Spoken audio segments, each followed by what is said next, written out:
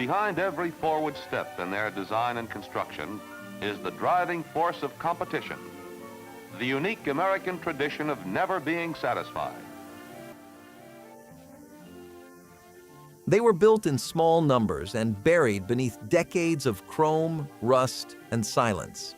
These are the rarest American old cars no one ever talks about. What secrets did we lose when these one-of-a-kind machines vanished from the roads and from memory?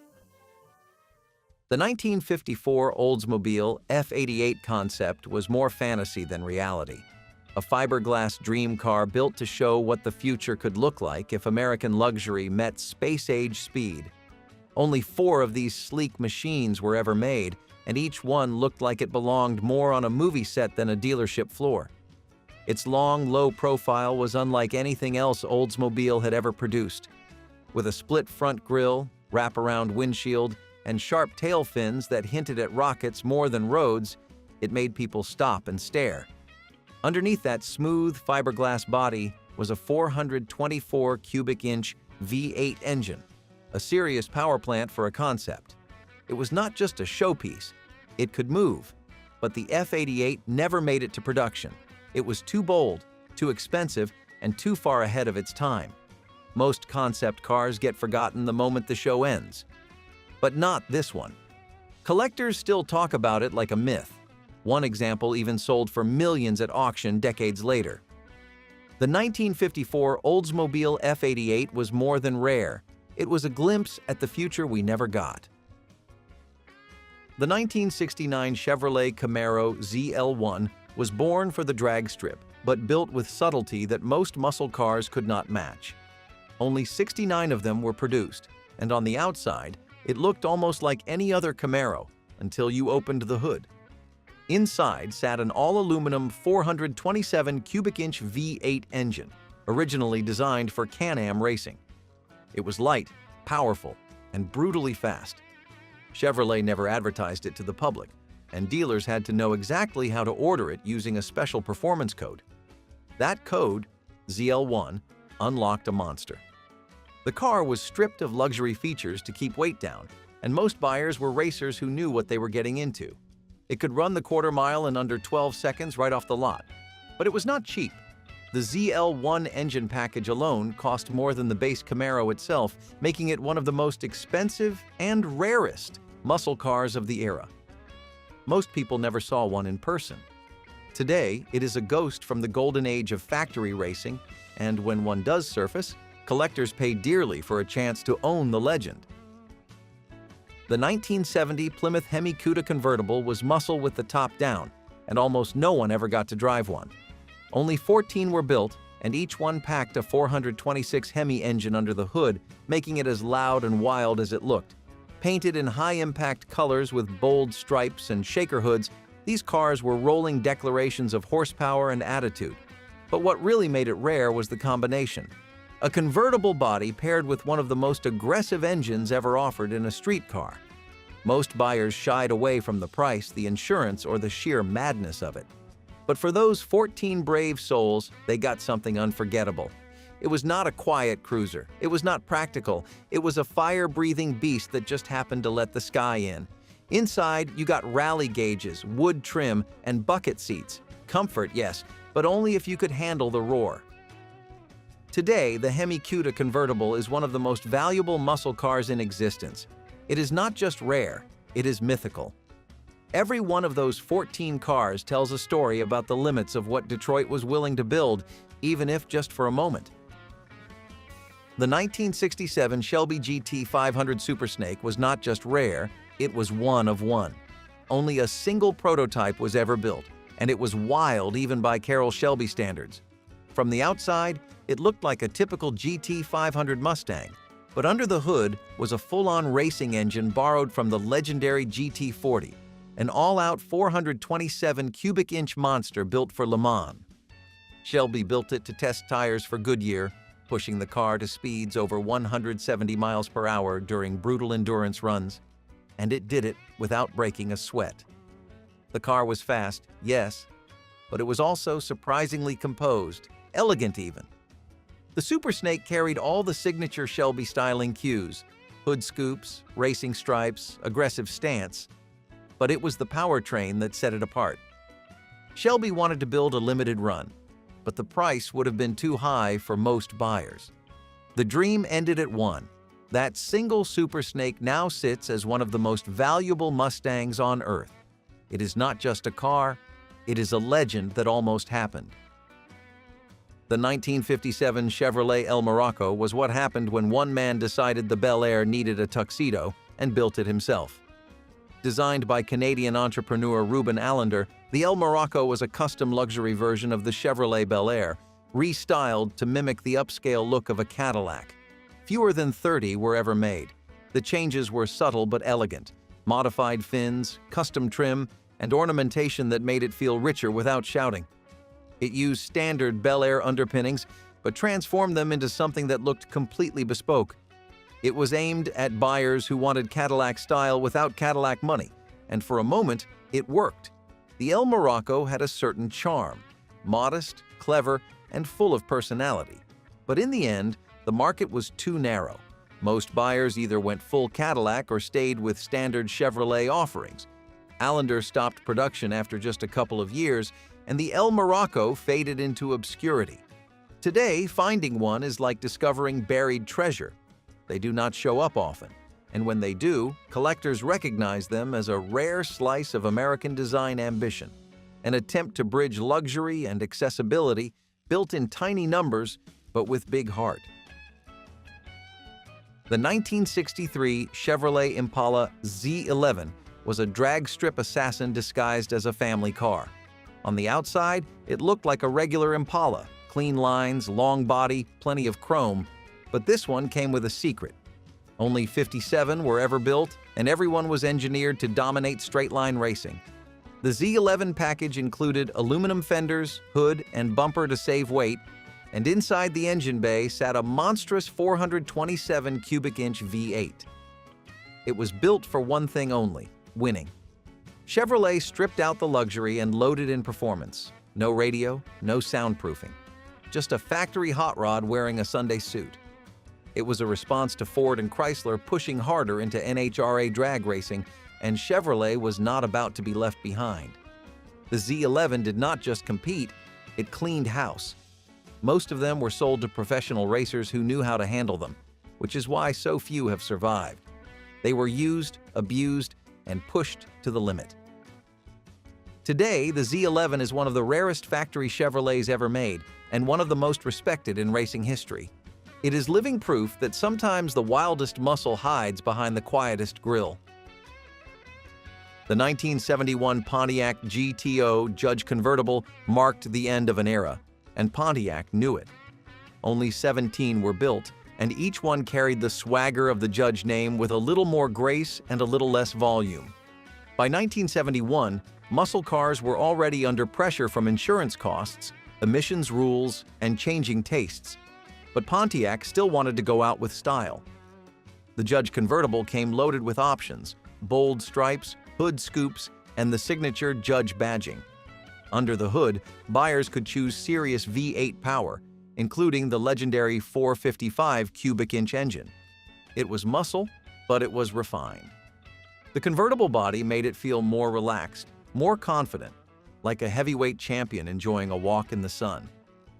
Inside, it offered everything you would expect from a premium Pontiac: bucket seats, rally gauges, and just enough flash to remind you it was still a performer. But 17 cars? That makes it one of the rarest production Pontiacs ever built. Each one represents the very last breath of a car that once defined bold American performance. When you see one today, you are not just looking at a car. You are looking at the final page of a muscle car legend. The 1969 Dodge Charger Daytona was not built to be pretty. It was built to win. With its massive aerodynamic nose cone and towering rear wing, it looked like something out of a science fiction film. But every inch of it was designed for one purpose: dominate NASCAR. Just 503 were made to meet homologation requirements, and Dodge stuffed each one with a big V8 and a mission. At top speed, it was untouchable. The wing helped keep it glued to the track, and the pointed nose cut through the air like a missile. It was the first NASCAR car to break 200 miles per hour in competition. That made history. And the street version, just as wild. Dodge sold it to the public, knowing full well it would only appeal to the bravest buyers. It was long, it was loud, and it could not go anywhere without turning heads. But the Daytona was never meant for subtlety. It was meant to race, to win, and to stand apart. Today, it is one of the most iconic and rarest muscle cars ever built. A car that broke the rules, bent the wind, and left everything else behind in the dust. The 1970 Buick GSX Stage 1 was the gentleman's muscle car, refined on the surface but ready to throw a punch under pressure. Only 678 were built, and everyone was a carefully balanced blend of speed and style. Most people think of Buick as quiet, comfortable, and conservative. The GSX shattered that image. Painted in bright yellow or white with black racing stripes, it looked like a street fighter in a dinner jacket. But what really made it special was under the hood, a 455 cubic inch V8 that made monstrous torque and could leave most competitors gasping. The Stage 1 performance package added even more muscle, tightening the suspension, boosting the compression, and turning it into a true track threat. Inside, it was pure Buick. Comfortable seats, elegant trim, a dash that looked like it belonged in a luxury lounge. But mash the throttle, and the GSX came alive. It was not built in massive numbers. It was not plastered across every magazine cover. But those who knew, knew. The GSX Stage 1 was the car that proved Buick could play the muscle game and win with class. The 1971 AMC Matador machine is so rare that most people have never even heard of it. It was a performance package tucked into AMC's lineup at a time when the company was trying to prove it could compete with the Big Three. Unlike the better-known Rebel machine, the Matador version was quieter, subtler, but no less serious. It came with a high-output V8, special striping, heavy-duty suspension, and a sport-tuned interior. But hardly anyone ordered it. The styling was sharp and aggressive, with a fastback roofline and bold trim. Yet buyers seemed unsure. Was it muscle or was it luxury? AMC did not make it easy, offering limited advertising and almost no promotion. The result? A car that existed in the shadows. Very few were built. Fewer survived. But those who found one discovered something rare. A factory sleeper with serious performance and almost zero hype. The Matador machine was never going to be a household name, but it had muscle car DNA in its bones. It was a final, defiant attempt by AMC to swing at giants. And even if it missed the spotlight, it landed with power. Today, it is a ghost from the edge of the muscle era. A rare, bold move lost in the shuffle, and all the more special for it. The 1963 Studebaker Avanti R2 was not just ahead of its time. It felt like it came from a different decade entirely. With its sleek fiberglass body, no front grille, and bullet-like stance, the Avanti looked more like a European concept car than something born in Indiana. The R2 variant took things further. It featured a supercharged V8 engine that pushed out over 280 horsepower, making it one of the fastest production cars in America at the time. It could hit 100 miles per hour with ease and topped out well beyond. But this was not just about speed. Studebaker packed the Avanti with innovation, front disc brakes, built-in roll bar, and a safety-minded interior long before those were industry norms. It was a bold move for a company struggling to stay afloat.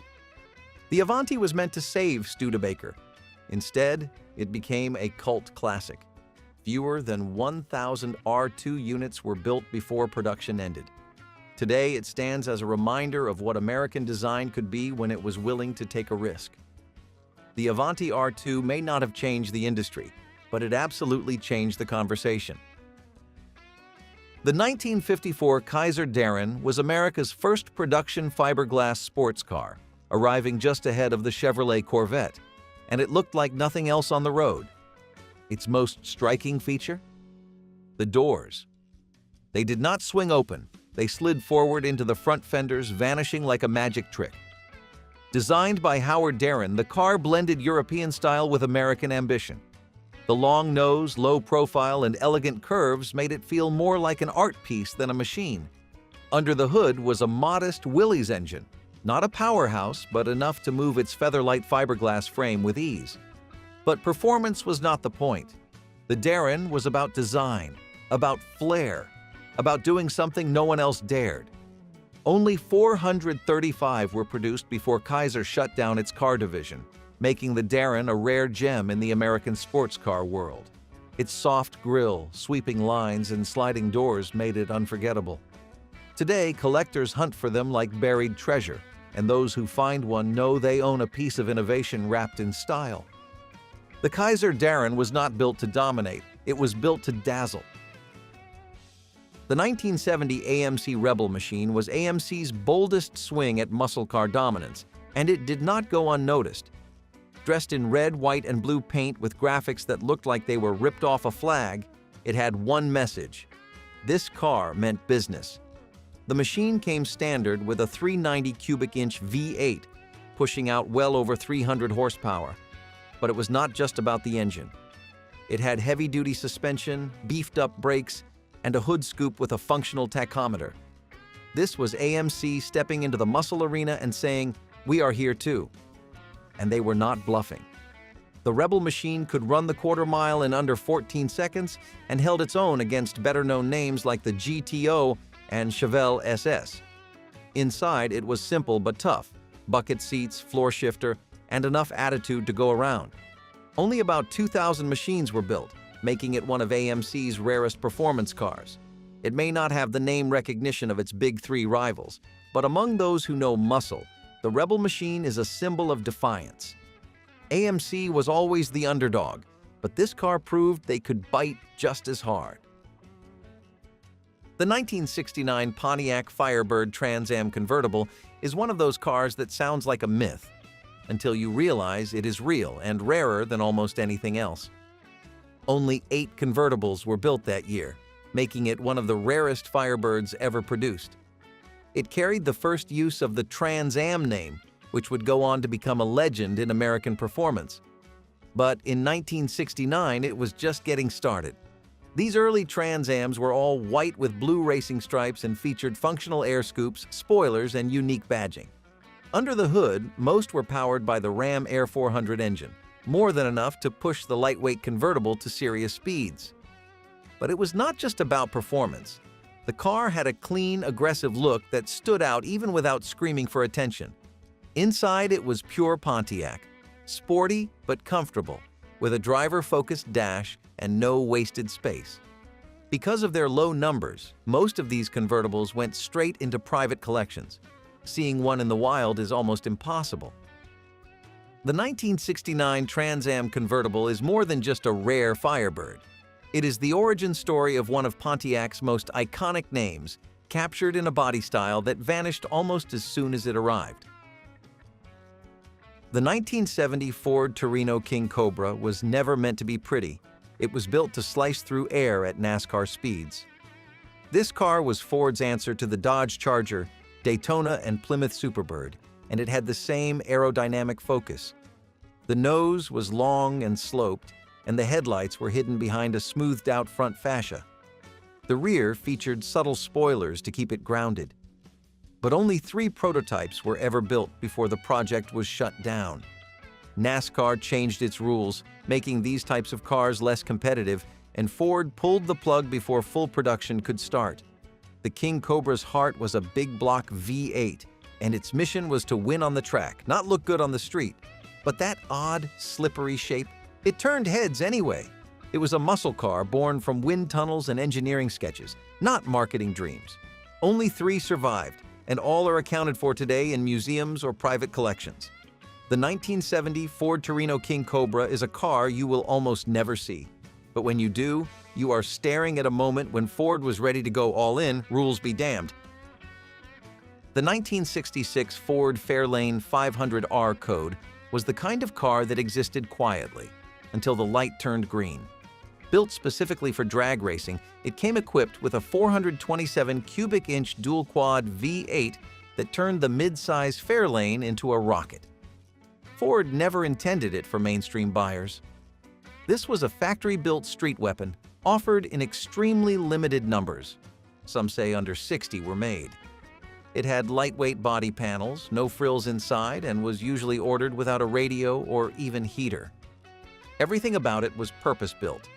The R-Code Fairlane did not boast wild graphics or loud colors. It whispered in steel and roared in motion.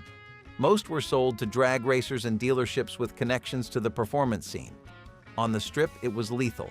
On the street, it was invisible unless you knew where to look. Today, finding one is like spotting a unicorn. Many were raced hard and wrecked. Few survived. And those that did are now cherished by collectors who understand what they are looking at. The 1966 R-Code Fairlane is not famous, but that only makes it more desirable. It is a muscle car built for insiders, not the masses.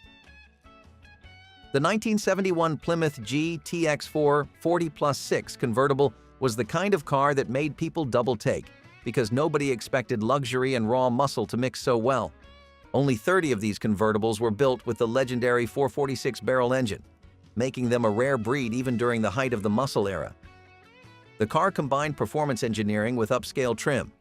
You got a heavy-hitting V8 with triple two-barrel carburetors and enough torque to light up the tires on command.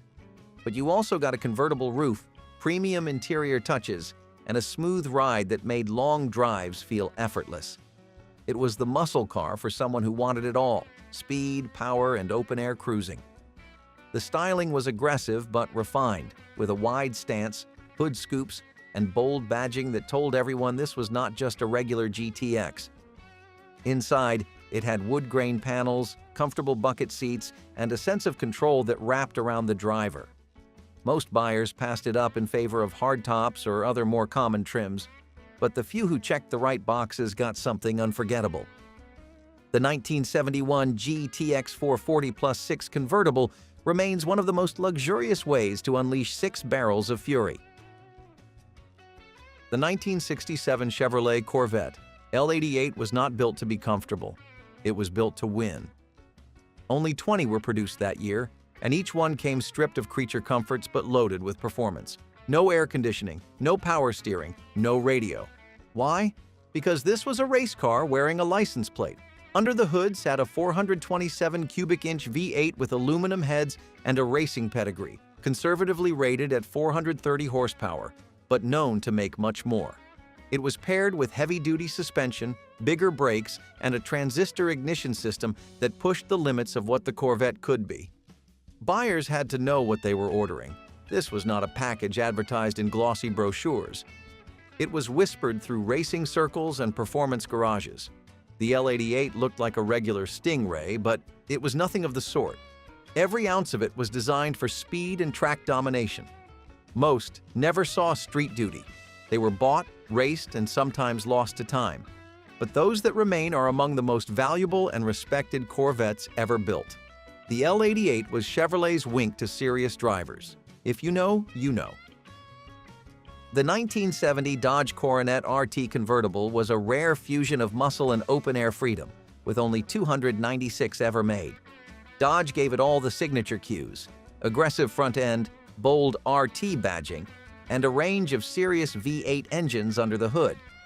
You could order it with the legendary 440 Magnum, or even the beastly 426 Hemi, if you were brave and wealthy enough.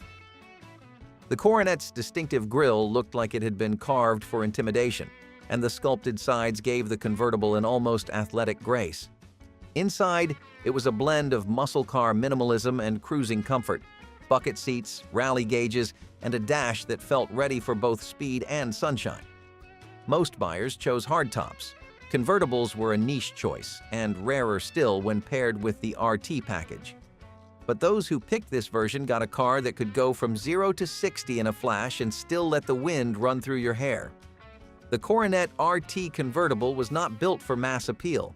It was built for a very specific kind of driver, someone who wanted muscle on their terms. And today, it stands as one of Dodge's most desirable and overlooked classics.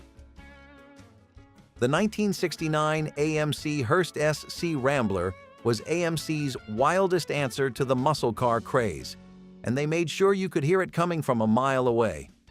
Built in collaboration with Hearst Performance, the SC Rambler came with a red, white, and blue paint job that was impossible to miss. It had bold graphics, a hood scoop the size of a toaster, and side stripes that screamed performance. But it was more than looks.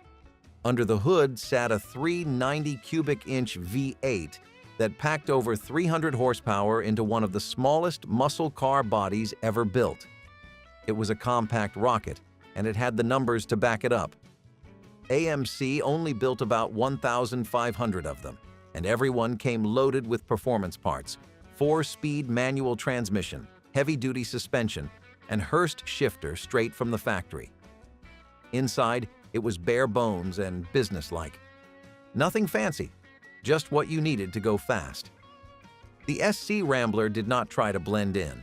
It was AMC at its loudest, proudest, and most rebellious.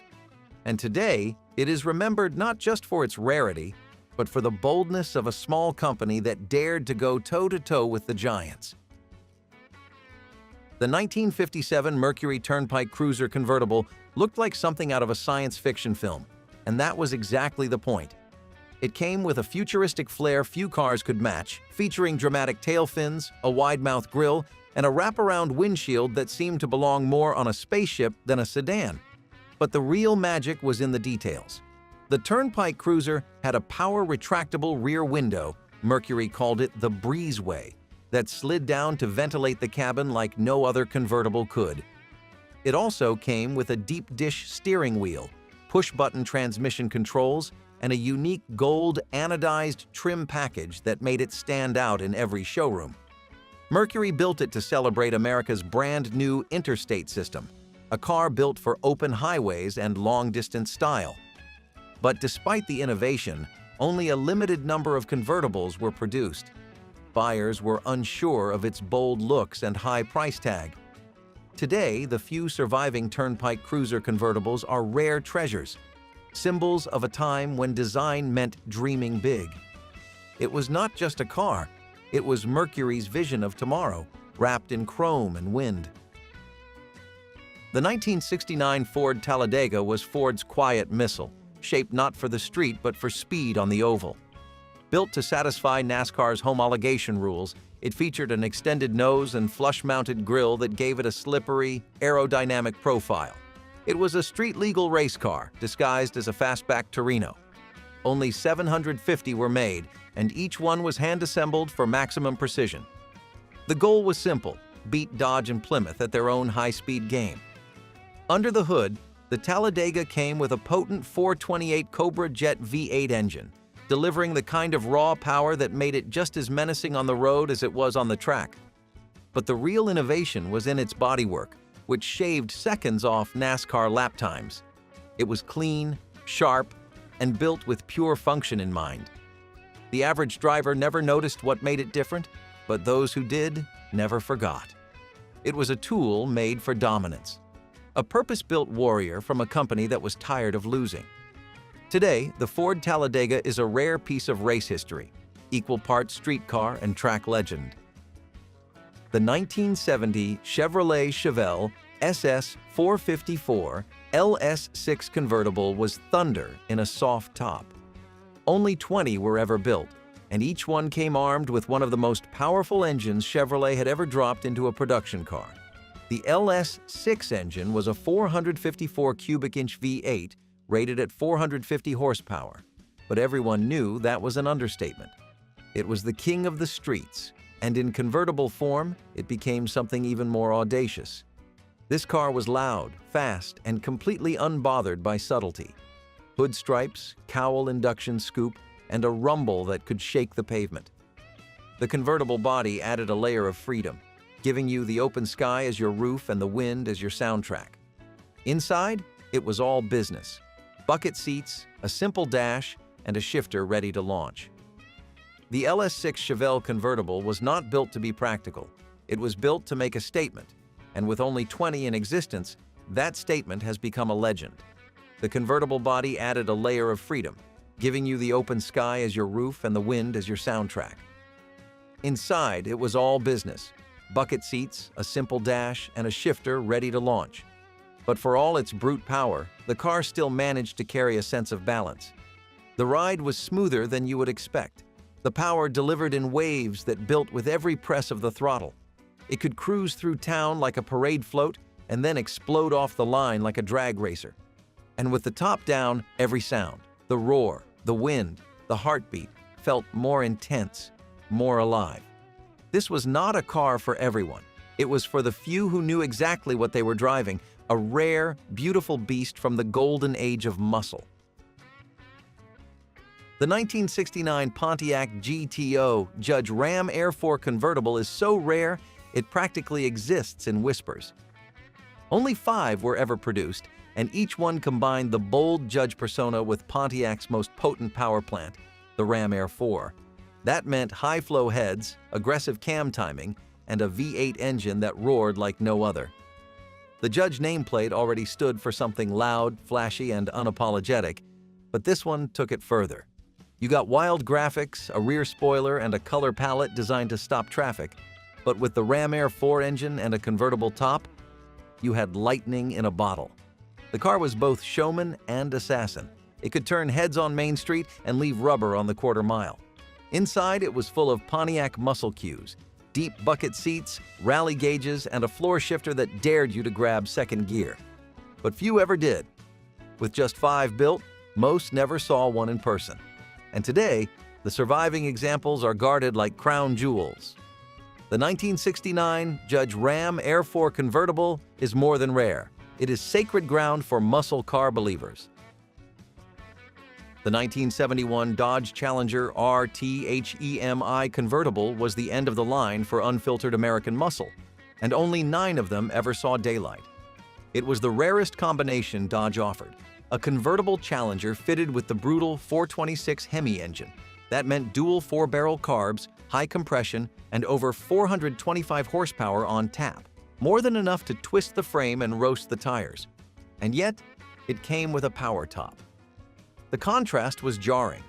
This was muscle elegance at its finest. Firepower wrapped in vinyl and chrome. Most buyers shied away from the price, the insurance, or simply could not handle it.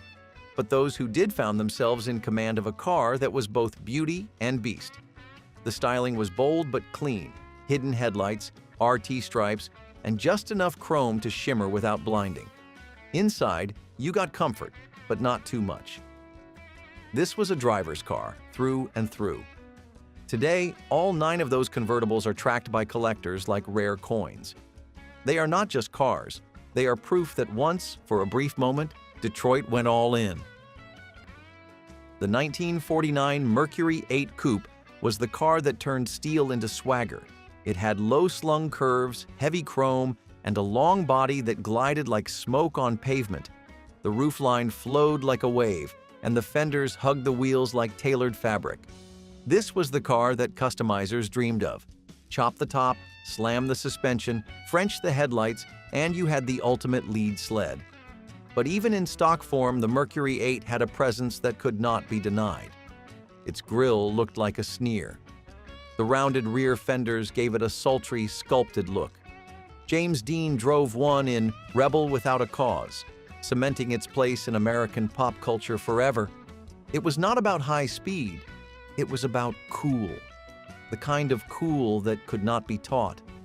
Inside, it was just as smooth. Bench seats, chrome knobs, and a steering wheel the size of a dinner plate. You sank into it like an old friend.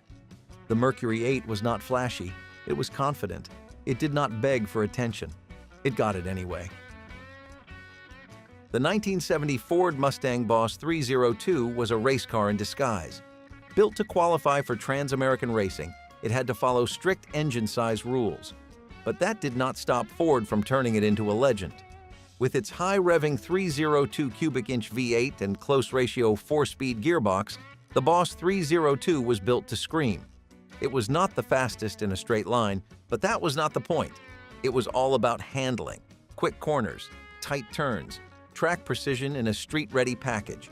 The Boss 302 had a unique look too.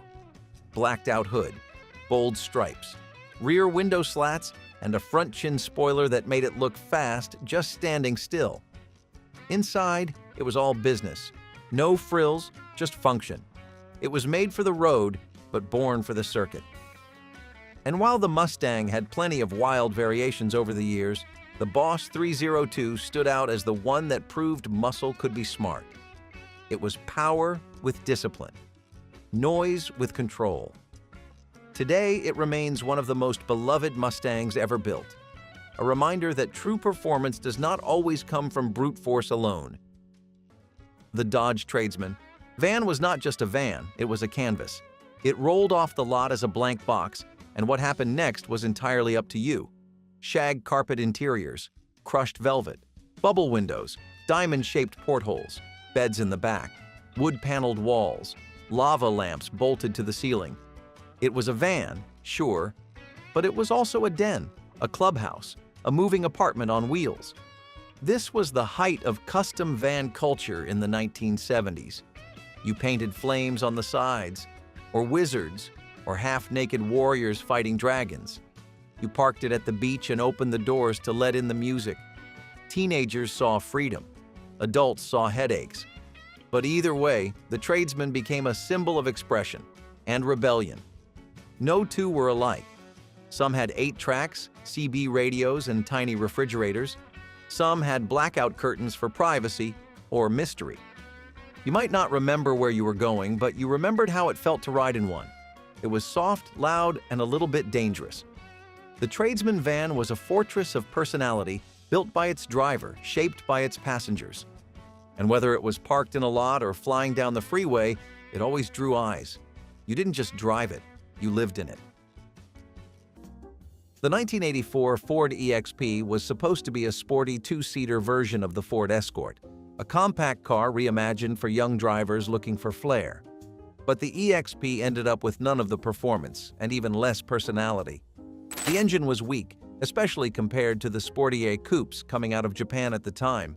The handling was sluggish, the steering vague, and the road feel uninspired. For a car marketed as bold and different, it looked oddly dull. Ford tried hard to pitch it as a fun commuter car, sleek, affordable, and modern. But in reality, it felt more like a lonely Escort missing its back seat. It lacked excitement. It lacked buzz. Even the advertising could not figure out what the EXP was trying to be.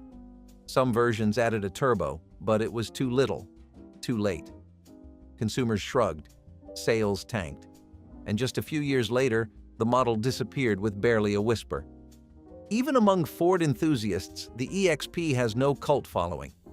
The EXP was not a disaster because it did something wrong. It was a disaster because it never did anything right. It promised a thrill and delivered a yawn. The 1958 Chevrolet Impala was a one-year wonder that left a mark no one could forget. With its triple taillights, sculpted sides, and lavish chrome, it looked like it had been designed for a showroom in heaven. It was the debut year for the Impala as a distinct model, and Chevrolet pulled out all the stops. Every line on its body seemed to bend with purpose. The rear fenders curved dramatically, while the roofline arched gracefully forward into a swept-back windshield.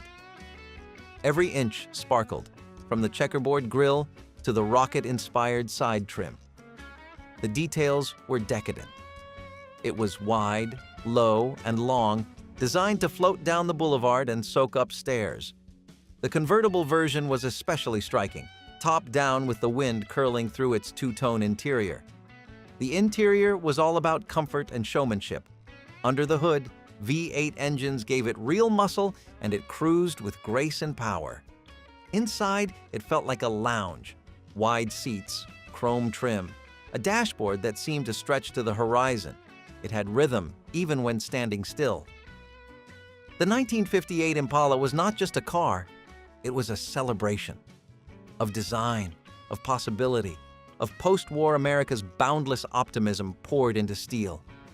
And though it only wore this body for a single year, its legacy lives on in every fan who knows that beauty sometimes peaks in a single, unforgettable moment. The 1973 Pontiac Firebird Trans Am S D455 was a final roar before the silence. By the early 1970s, emissions rules, fuel prices, and insurance rates were all tightening the noose around muscle cars. But Pontiac pushed back. Hard. The Super Duty 455 engine was a masterpiece, hand-assembled, high compression, and packed with race-ready components. It was the most powerful engine of its time, hidden under the screaming chicken decal and aggressive bodywork. The Trans Am was still loud, still fast, still fighting. It had all the style, wheel flares, shaker hood, rear spoiler, and the strength to back it up. This was not a car built for compromise. It was built as a final statement, one last stand for raw American horsepower before the curtain dropped. Drivers who got their hands on one knew they were holding a piece of history even then. And today, it is seen as one of the last true muscle cars of the golden era. The SD 455 was not just an engine. It was a farewell letter written in burnt rubber and roaring exhaust. The Datsun 240Z was the first time a lot of Americans realized Japan could build a real sports car. Sleek, low-slung, and surprisingly affordable, it looked like it belonged in Europe, but it cost a fraction of the price. That was the magic. It gave you the styling of a Ferrari, the reliability of a Datsun, and a driving experience that punched way above its weight. It had a straight-six engine, rear-wheel drive, and a gearbox that made you feel like a hero with every shift. And the best part? It actually worked. No electrical gremlins, no leaky carbs, just clean, confident power in a lightweight body. You could carve corners in it, you could drive it to work, you could take it on road trips, and you always got a second look at the gas station. The 240Z sold like crazy because it delivered on everything it promised. For a generation that was growing tired of bulky American coupes, it was a breath of fresh air. The import wave had arrived, and it was wearing a Datsun badge. The 1987 Cadillac Alante was a high-stakes gamble meant to take on the world's best luxury roadsters. Designed in Italy by Pininfarina and airshipped to the United States for final assembly, the Alante had the pedigree, the style, and the marketing budget of a superstar. But what it did not have was execution. Under the hood, it ran on a front-wheel drive Cadillac platform and was powered by an engine that could not match the car's price tag or visual promise. The ride was stiff, the electronics were unreliable, and the digital dashboard was ahead of its time in all the wrong ways. It was not just overpriced, it was outgunned. For the same money, buyers could get a Mercedes-Benz SL with proven reliability and rear-wheel performance. Cadillac tried to sell the Alante as a fusion of European style and American comfort, but what buyers got was an awkward hybrid that was neither comfortable enough nor sporty enough. Sales were sluggish, repairs were costly, and every attempt to revise or improve the model came too late. In the end, the Alante became a luxury car that chased a dream but never caught it. It was supposed to put Cadillac back on the map. Instead, it became a dot on the side of the road.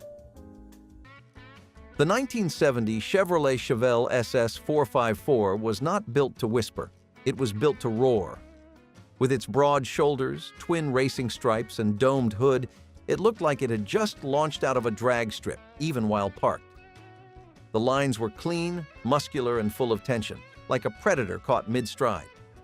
But it was not just about looks. Under that hood sat the legendary 454 cubic inch V8, producing enough raw horsepower to rattle the pavement and your spine. It was one of the most powerful engines ever dropped into a factory muscle car, and yet it never looked over-designed. The Chevelle's beauty came from balance, brutal performance wrapped in understated style. Chrome accents added just the right sparkle, while the blackout grille gave it attitude. Inside, it was business first. Bucket seats, a horseshoe shifter, and a dash full of gauges that reminded you this was no Sunday cruiser. The 1970 Chevelle SS was peak muscle, but it wore that power with confidence, not flash. It was the kind of car you respected from a distance and fell in love with up close. A brawler in a tailored suit. The 1970 Oldsmobile 442 W30 was a muscle car for people who knew exactly what they wanted. It was not flashy like some of its competitors. It did not have wild graphics or over-the-top styling. What it had was performance, pure, deliberate performance. The W30 package meant a ram air hood, fiberglass scoops, high-output camshaft, and serious internal upgrades. Under the hood sat a 455 cubic-inch V8 that churned out brutal torque and ran hard through every gear. This was a street fighter in a suit. It looked mature, but underneath it was itching for a race. The 442 was all about balance. Power, sure, but also control. The suspension was tight. The brakes were solid. It felt like a full package, not just an engine with doors. And the W30 took all of that to the next level. Today, it is one of the most respected names in the muscle car world, not because it shouted the loudest, but because it delivered, day in, day out. For those who knew, it was the one to beat, and for those who drove one, it was never forgotten. The Volkswagen Super Beetle was small, but its presence was huge. You could spot it from a block away with its unmistakable round shape, bug-eyed headlights, and humming engine that sounded like nothing else. This was not just a car. It was a movement. Kids decorated them with peace signs, daisy stickers, and rainbow paint. Hippies loved them. College kids trusted them, and parents bought them because they just kept going. The Super Beetle was a little more refined than its earlier cousins. Longer front end, upgraded suspension, more space inside. But it still had the same charm. The clunky engine in the rear, the flimsy heat that never worked right, the glove compartment that always squeaked, and somehow that just made you love it more. You learned to drive stick in one. You fit 5 friends into one and still had room for a guitar. It was easy to fix, easy to park, and impossible to hate. It was not fast, it was not flashy, but it was faithful. The Super Beetle was the underdog you rooted for. It kept going when others broke down.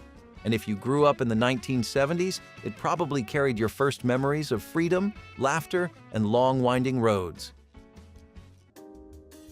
The 1981 DeLorean DMC-12 looked like it drove straight out of a science fiction film. And in some ways, it did. Its stainless steel body and gull-wing doors made it instantly iconic, turning heads even while parked. But under the surface, it was a troubled machine, underpowered, overpriced, difficult to manufacture. The Peugeot Renault Volvo V6 engine made just over 100 horsepower, laughable for a sports car. Quality control was a nightmare, and early models were plagued with electrical gremlins, loose panels, and poorly fitted parts. Door seals leaked, dashboards warped. Then came the scandal. Company founder John DeLorean was arrested in a cocaine sting operation, and suddenly the car's futuristic gleam turned into tabloid fodder. Production halted, and the dream unraveled. Despite its later fame in pop culture, the DMC-12 was a commercial disaster. It failed to meet its lofty goals and left behind a warehouse of unsold ambition.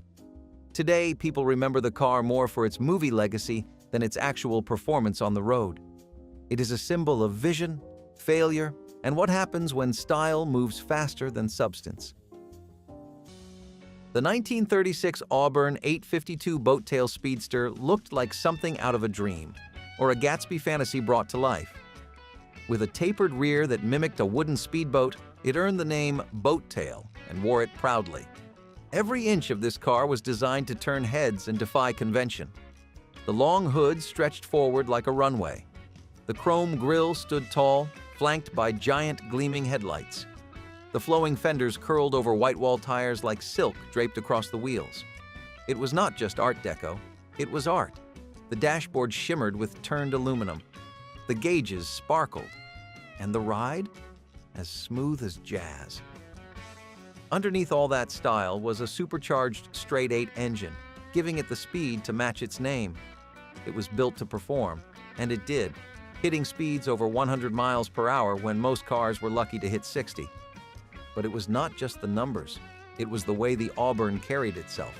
It looked fast, standing still. It looked expensive, even when parked next to the finest luxury cars of its day. And now, nearly a century later, it still has the power to stop you in your tracks. The 1971 AMC Javelin AMX was America's underdog muscle car, and it fought hard to earn its place in the pack. While the Big Three dominated the spotlight, AMC carved out a space with grit, clever design, and genuine performance. The Javelin AMX looked unlike anything else on the road: long hood, short deck, and aggressive lines that hinted at speed even at a standstill. Underneath that bold exterior was serious hardware. With the right setup, it came with a 401 cubic inch V8 that pushed over 300 horsepower. The Javelin was not just about power, though. It had a racing pedigree. AMC took it to NASCAR, and it won championships. That connection gave the AMX a street cred few others could match. Inside, it felt like a proper driver's car: tight, focused, and surprisingly refined. But what made the AMX special was not just the numbers, it was the attitude. It had something to prove, and it did, over and over. Today, it is one of those forgotten heroes of the muscle car era. Not as flashy, not as famous, but for those who know, it holds a special kind of respect. It was the car that punched above its weight and left a dent in muscle car history. The Ford Country Squire Woody wagon was the family car that felt like a rolling vacation home. With its long body, fake wood paneling, and third-row bench that faced backwards, it was more than just transportation, it was an experience. You did not just drive it. You packed it full of cousins, coolers, folding chairs, and half the garage. It had the kind of cargo space that swallowed everything and still had room left over for the dog. The simulated wood trim made it feel fancy in a way only the 1970s could get away with. And for a lot of families, it was the first car you ever rode in. Maybe even the one you learned to drive in. You remember the click of the seatbelts, the hum of the tires on a long road trip, and how your siblings fought over who got the way back seat. It was the car of summer vacations and grocery hauls. The roof racks were always ready. The rear window rolled down with the turn of a key. It creaked a little, it floated over bumps, and it made every trip feel just a little bit special. The Country Squire was comfort, chaos, and childhood all rolled into one. It was the unofficial station wagon of America. And if you grew up in the 1970s, chances are you rode in one, napped in one, or threw up in one. The 1981 AMC Eagle SX/4 was one of those rare ideas that arrived before the world was ready. It was a compact two-door with four-wheel drive, blending off-road ruggedness with urban practicality. In theory, it was brilliant. In execution, it was flawed. AMC struggled with quality control, and the Eagle SX/4 suffered from awkward handling, creaky interiors, and a drivetrain that felt more tractor than car. The design was boxy, and the cabin felt cramped. Yet underneath it all, there was real innovation, just buried under years of corporate dysfunction and cost-cutting. AMC was already on its last legs, and the Eagle could not save it. Drivers who owned one often appreciated its grit, but they also endured its breakdowns and quirks. Eventually, Subaru and other brands perfected the all-wheel drive formula. The Eagle was just a prototype for a future it would never see. The 1963 Buick Riviera was sharp enough to cut glass and smooth enough to melt into the night. It was not loud or brash. It was pure confidence in steel form. Designed to rival the best from Europe, it brought American swagger to the world of personal luxury coupes. The body lines were clean, angular, and deliberate, with a kind of precision that whispered instead of shouted. It did not rely on fins or flair. It relied on restraint. The hidden headlights were tucked away behind clamshell doors that opened like eyelids when the engine roared to life. The grille was low and wide, with a mesh pattern that looked both elegant and predatory. The roofline floated gently above the body, separated by slim pillars that gave it a light, almost delicate look. It was a masterclass in proportion, but underneath, it was all power. A 425 Wildcat V8 sat under the hood, giving the Riviera performance to match its poised appearance. Acceleration was smooth but firm. It was quick but never hurried. Inside, it was quiet elegance. Real wood, tasteful chrome, and a dash layout that felt more private jet than family car. Everything felt intentional. The Riviera did not demand attention. It earned it. One glance was all it took to know this was not your average car. It was a gentleman's muscle car, dressed in a tailored suit and ready for a midnight drive, perfectly balanced between menace and grace. The 1971 Plymouth GTX was the kind of car that let you have it both ways: brutal performance paired with a refined interior. It was a high-end muscle car with real luxury touches, the kind of vehicle that wore a suit to the drag strip.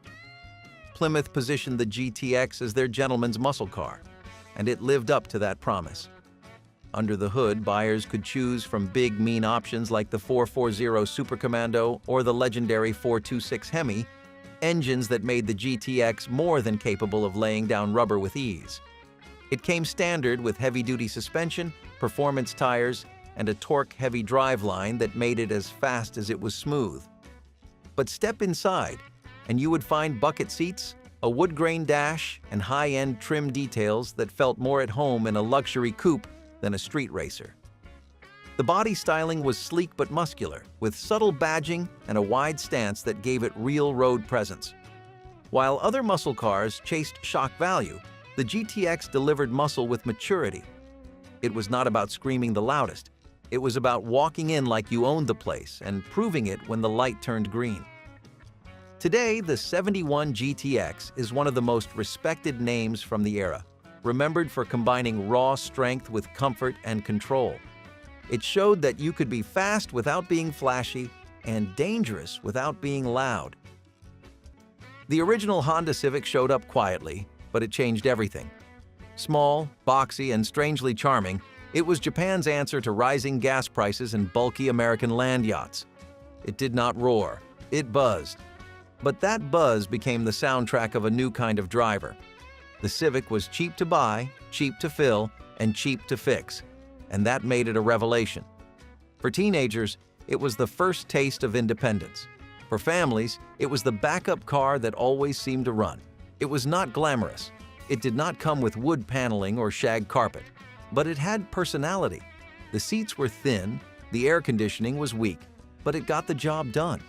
And more than that, it started a revolution. This was the beginning of the import wave. People realized they did not need something big to go far, and the Civic proved it. It darted through traffic. It laughed at gas stations. It made you think twice about what a car could be. You probably knew someone who had one, and if you were lucky, you were the one behind the wheel. The 1986 Pontiac 6000 STE AWD was the future according to Pontiac. Digital dash, all-wheel drive, electronic everything. On paper, it was packed with features no other sedan in its class could touch. But in practice, it was a complicated, unreliable mess. The electronics glitched, the AWD system was clunky, and repairs were expensive. Drivers who expected high-tech harmony were met with blinking warnings and mechanical headaches. Pontiac billed the 6000 STE as a European-style performance sedan, but it had none of the refinement. It felt heavy. It felt overworked. It felt like technology running just ahead of its own understanding. While it did offer all-wheel drive in an era that was still new to the idea, it lacked the polish and consistency needed to make that innovation stick. The 6000 STE was not a total failure, but it came too soon and delivered too little. The 1967 Pontiac GTO was the kind of car that made your heart race before your foot even touched the gas pedal.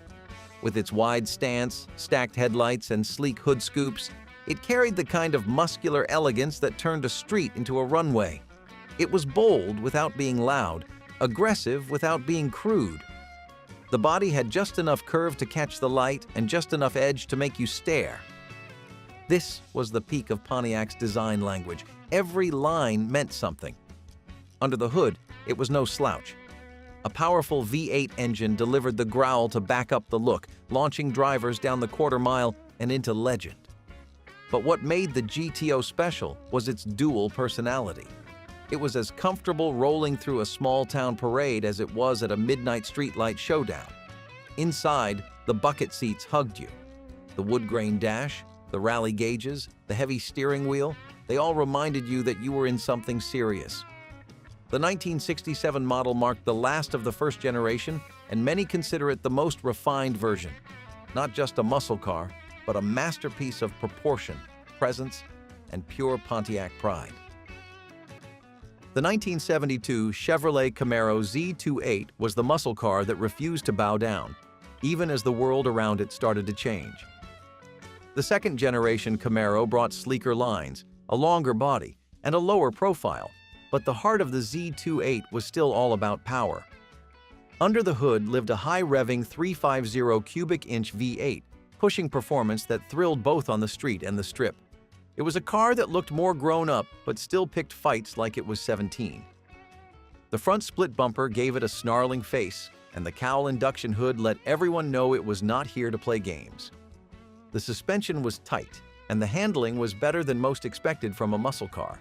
Inside, it was stripped down and focused, a space designed for driving, not lounging. And while emissions regulations were creeping in, the Z28 still found a way to deliver.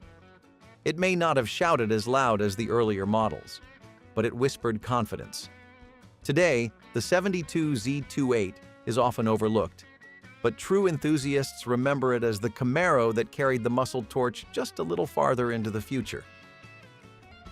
If even one of these rare machines made your heart skip a beat, hit subscribe and tell us, what forgotten legend would you give anything just to see in person?